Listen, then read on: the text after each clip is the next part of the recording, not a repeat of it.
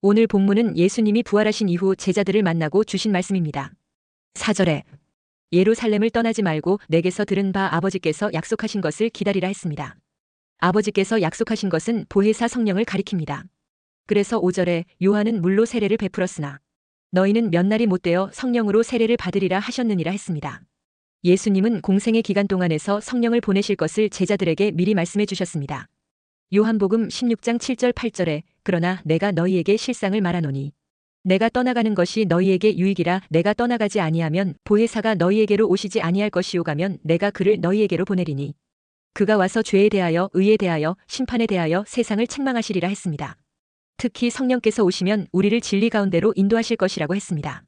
요한복음 16장 13절에 그러나 진리의 성령이 오시면 그가 너희를 모든 진리 가운데로 인도하시리니 그가 스스로 말하지 않고 오직 들은 것을 말하며 장래 일을 너희에게 알리시리라 했습니다. 보혜사 성령은 예수님이 죽은 자 가운데서 살아나신 후에 강림하신 것입니다. 예수님의 십자가 대속과 부활 이후에 성령께서 오순절날에 강림하셨고 그 성령을 받은 이후에 사도들과 성도들은 진리의 영이신 성령의 도움으로 모든 진리 가운데로 인도받았던 것입니다. 그래서 예수님께서 공생의 기간 동안에 여러 가지 말씀을 주셨으나 사도들과 듣던 사람들이 제대로 믿지를 못했습니다. 예수님이 제자들 앞에서 십자가 죽음과 부활을 말했을 때 전혀 믿지 않았습니다. 오히려 베드로는 죽으시면 안 됩니다 하면서 항변했습니다. 그러자 예수님을 베드로를 향해 사탄아 내 뒤로 물러가라 했습니다. 마가복음 8장 31절에서 33절에 인자가 많은 고난을 받고 장로들과 대제사장들과 서기관들에게 버림받아 죽임을 당하고 사흘 만에 살아나야 할 것을 비로소 그들에게 가르치시되 30이 드러내놓고 이 말씀을 하시니 베드로가 예수를 붙들고 항변함에 33 예수께서 돌이키사 제자들을 보시며 베드로를 꾸짖어 이르시되 사탄아 내 뒤로 물러가라 내가 하나님의 일을 생각하지 아니하고 도리어 사람의 일을 생각하는도다 하시고 했습니다. 나중에 예수님이 실제로 대적들에게 잡혀 고난을 받고 십자가에 달려 죽게 되었습니다. 그러면 제자들이 예수님 말씀대로 되어가는구나 해야 되는데 오히려 모두가 충격과 함께 낙심이 되어 숨어버립니다. 십자가에서 죽으신 예수님은 사흘 만에 다시 살아나셔서 제자들을 직접 만나러 오셨습니다. 그러자 믿을 수 없는 그 상황에 그들은 크게 놀랍니다. 그러나 그들은 여전히 우왕좌왕했습니다. 부활하신 예수님은 그렇게 흔들리는 제자들에게 다시 찾아오셔서 너희에게 평강이 있을지어다 했습니다. 그리고는 성령을 받으라 했습니다. 요한복음 20장 21절 22절에 예수께서 또 이르시되 너희에게 평강이 있을지어다 아버지께서 나를 보내신 것 같이 나도 너희를 보내노라 22 이 말씀을 하시고 그들을 향하사 숨을 내쉬며 이르시되 성령을 받으라 했습니다. 그러니까 제자들의 말씀 이해에 대한 부족한 부분, 그 결과 우왕좌왕하며 흔들리는 그들의 믿음과 태도를 해결할 수 있는 열쇠가 바로 성령 받는 것이라는 것입니다. 마침내 제자들과 120명의 성도들이 함께 모여 마가 다락방에서 열흘 동안 기도하게 됩니다.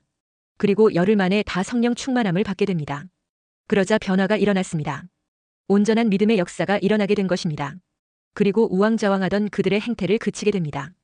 그래서 요한복음 2장 22절에 죽은 자 가운데서 살아나신 후에야 제자들이 이 말씀하신 것을 기억하고 성경과 예수께서 하신 말씀을 믿었더라 했습니다. 예수님 부활 이후 제자들이 성령을 받고 나서야 바른 진리 가운데로 인도받을 수 있었다는 것입니다. 첫째, 예수님은 방황하는 제자들에게 주님이 약속하신 성령을 기다리라 했습니다. 그것은 성령의 권능을 받으면 은혜로 온전하게 되어지기 때문입니다. 성령의 권능을 받기 전에 주님은 4절에 예루살렘을 떠나지 말고 내게서 들은 바 아버지께서 약속하신 것을 기다리라 했습니다. 그런데 제자들에게 예루살렘은 어떤 곳입니까? 제자들의 살았던 곳이 아닙니다. 예수님께서 십자가에서 못 박혀 돌아가셨던 무서운 곳입니다. 제자들의 꿈을 송두리째 빼앗아 감으로 희망을 산산조각 나게 만든 곳입니다. 그러니 그런 두려운 곳에 잠시라도 머물고 싶을 리가 없습니다. 얼른 시골촌으로 숨어 들어가는 것이 마음 편할 것입니다. 그런데 예수님은 제자들에게 도리어 그 위험한 장소에 머물라고 하시는 것입니다. 예루살렘을 떠나지 말고 떠나온 고향으로 되돌아가지 말라는 겁니다. 그들은 고향이 싫어서 떠난 사람들이 아닙니다. 예수님을 따라서 떠나왔던 것입니다. 사명을 좇아 떠나왔던 것입니다. 그러니까 예루살렘은 예수님이 인도하여 오게 된 곳입니다. 말씀을 따라 순종하여 온 곳입니다. 거기에는 십자가와 고난도 있었지만 부활도 있고 하나님이 함께 계시는 곳이었습니다. 바로 그곳에 성령님이 강림하실 곳이었던 것입니다. 그리고 거기에서 새로운 신약교회가 세워지는 곳입니다. 그러므로 고향으로 되돌아가는 것은 예수님을 떠나는 것이 됩니다. 사명을 저버리는 것이 됩니다. 또한 예루살렘을 떠나지 말라는 것은 예루살렘에서 할 일이 있다는 겁니다. 제자들 생각에는 예루살렘은 탈출해야 할 무서운 곳입니다. 정부치고 살 곳이 못 되는 곳입니다. 그러나 주님은 그들에게 오히려 그 예루살렘에 머무르라고 하십니다. 성령을 받기 전에는 그곳에서 한 발짝도 움직이지 말라고 하십니다. 꼼짝 말고 있으라는 것입니다. 우리의 문제가 무엇입니까? 떠나온 자리에 다시 되돌아가려고 하는 귀소 본능입니다. 그리스도인이 되기 전에 우리의 고향은 세상이었습니다. 그런데 그 세상에서 불러냄을 받아 교회 안으로 들어왔습니다. 그런데 우리는 틈만 나면 옛 고향인 세상으로 되돌아가려고 합니다. 교회 생활이 힘들게 느껴지면 떠나온 그 세상에 눈을 돌리려고 합니다. 세상의 방법을 떠올립니다. 인본주의로 되돌아가려고 하는 것입니다. 마치 이스라엘 백성들이 출애굽을 한 이후 광야에서 힘든 일이 생길 때마다 애굽으로 되돌아가자 했던 것과 같습니다. 우리의 또 다른 문제가 무엇입니까? 자기가 있어야 할 자리를 쉽게 떠나려고 한다는 것입니다. 그곳이 자기의 사명의 자리임에도 불구하고 깊이 기도해보지도 않고 쉽게 자리를 뜹니다. 교회를 그렇게 해서 옮깁니다. 생업도 그렇게 해서 옮깁니다. 심지어 가정도 그렇게 옮깁니다. 자주 옮겨 다니다 보면 뿌리를 깊이 내리지 못하게 됩니다. 그래서 큰 열매를 거두기 어렵게 되는 것입니다.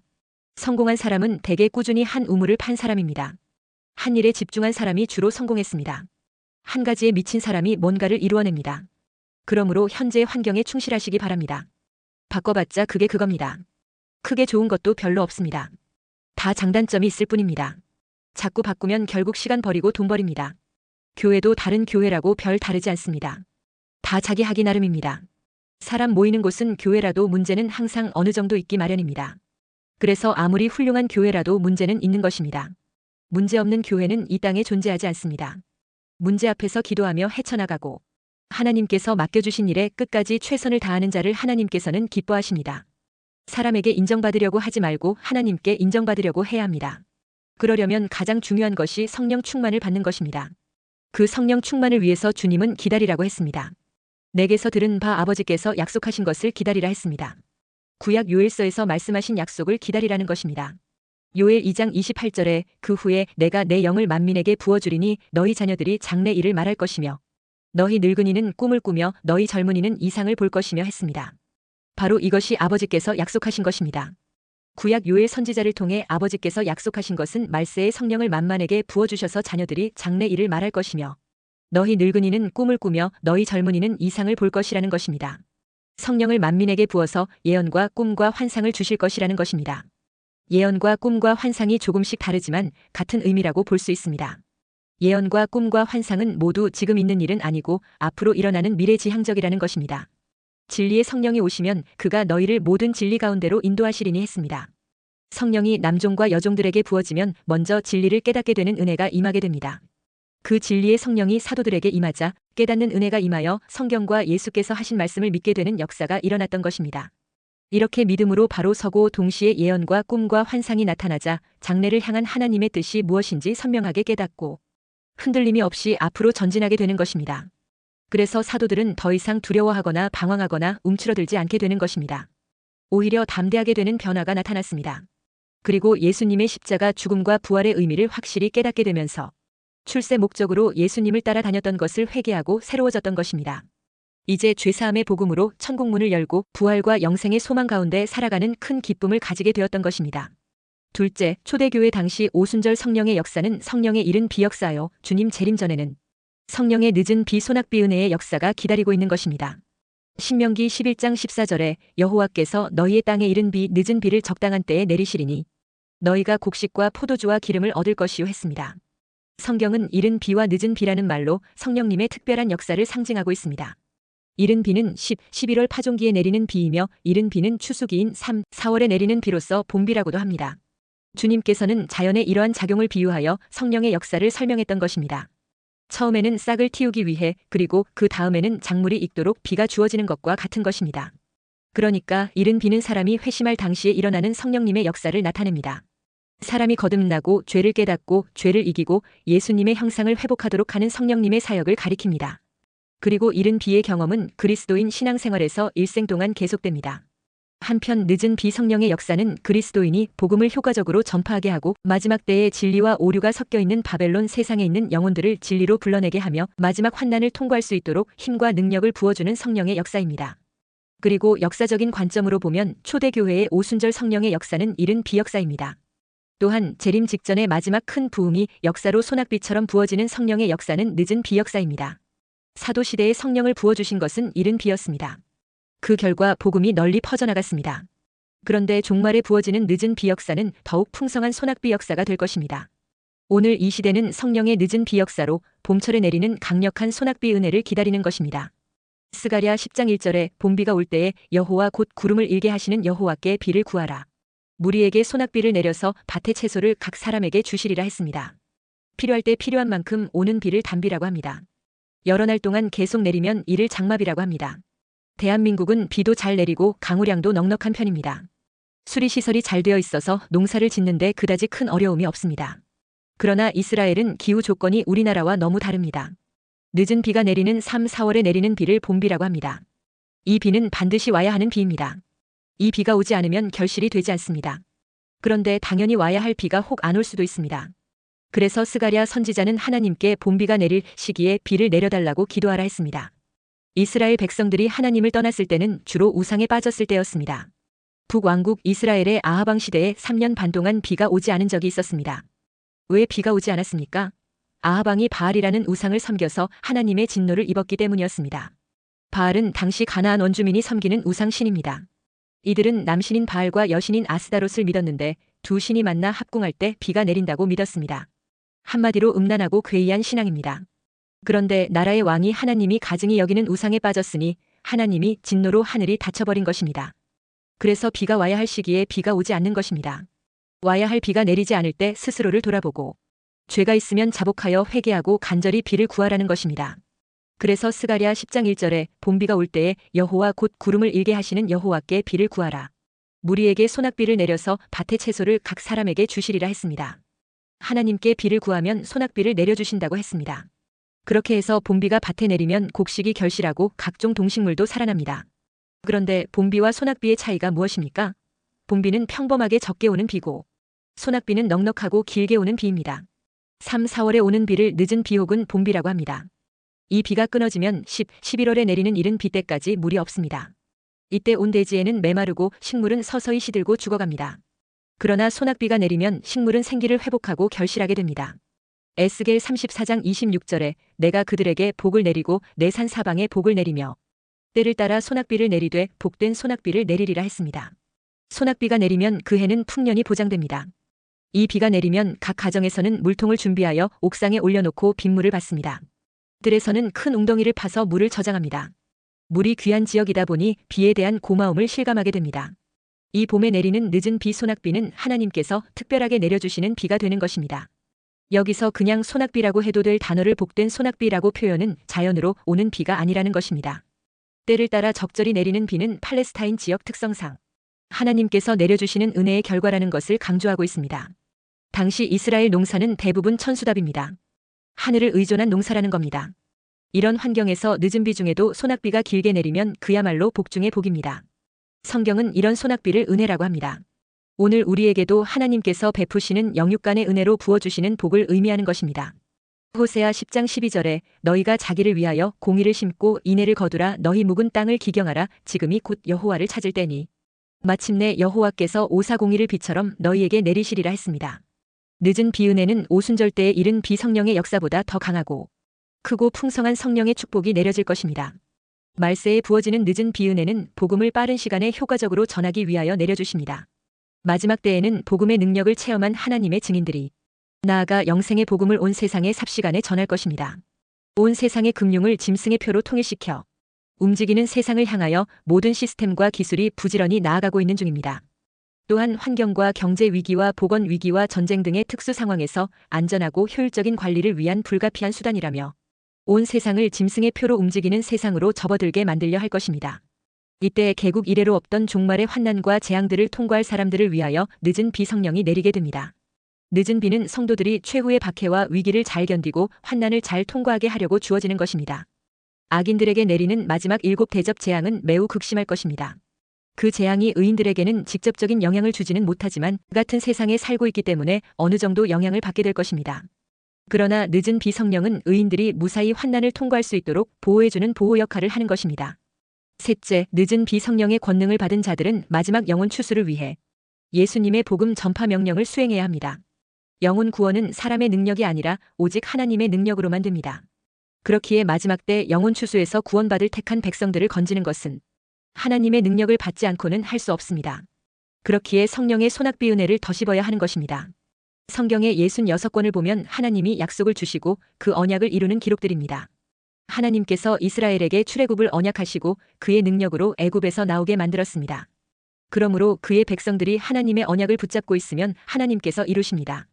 갈릴리에서 제자들을 부르신 이유도 사람의 능력과 실력이 아니라 하나님의 능력으로만 세상을 살릴 수 있기 때문입니다. 그런데 성령 충만은 하나님의 능력이 나와 나의 살 속에 임하는 것입니다. 그러므로 예수님이 약속하신 성령 충만을 언약으로 붙잡아야 합니다.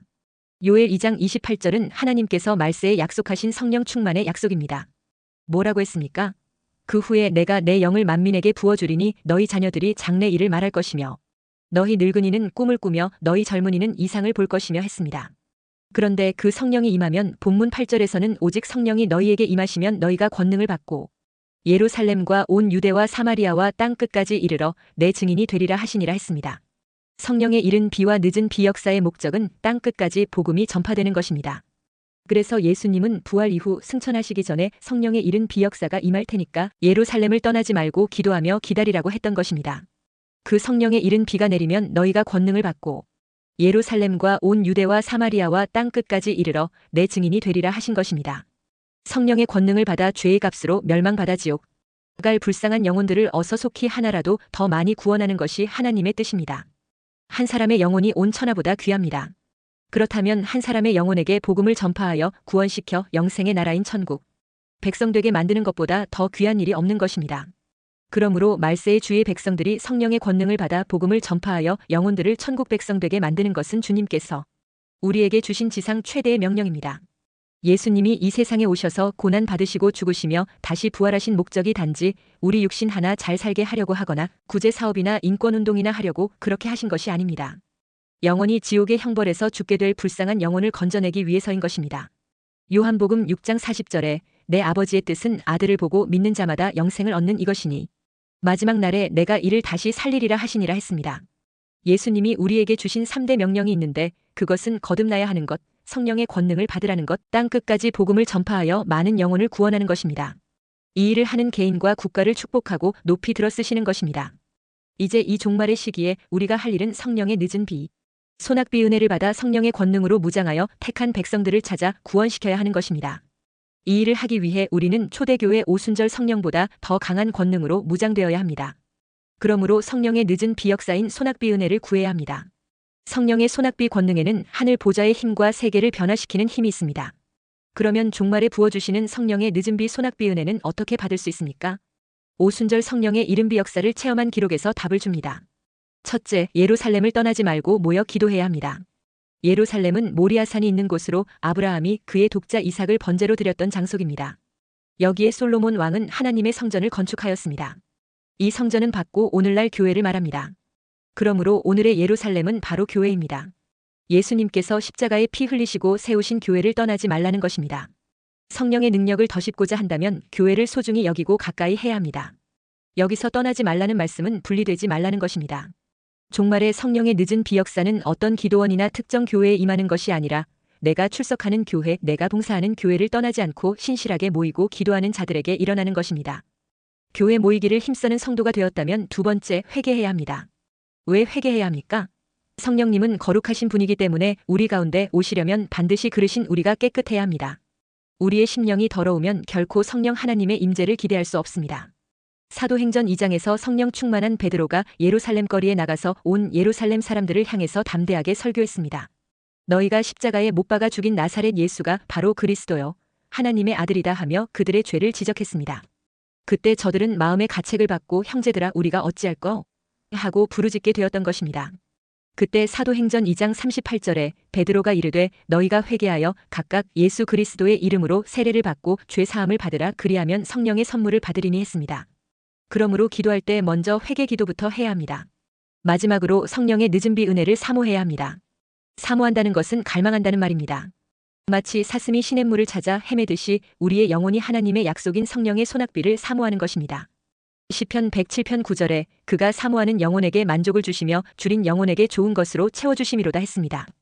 이 종말의 시기에 부지런히 교회에 모여 기도하게 되시기 바랍니다. 그리고 자신의 심령의 그릇을 깨끗하게 만들기 위해 회개해야 합니다. 그리고 그 심령에 성령의 소낙비 은혜가 부어지도록 간절히 사모하시기 바랍니다. 그리하여 강한 성령의 권능을 더 씹고 천하보다 귀한 영혼을 살리는 축복이 사람이 되시기를 주의 이름으로 축원합니다.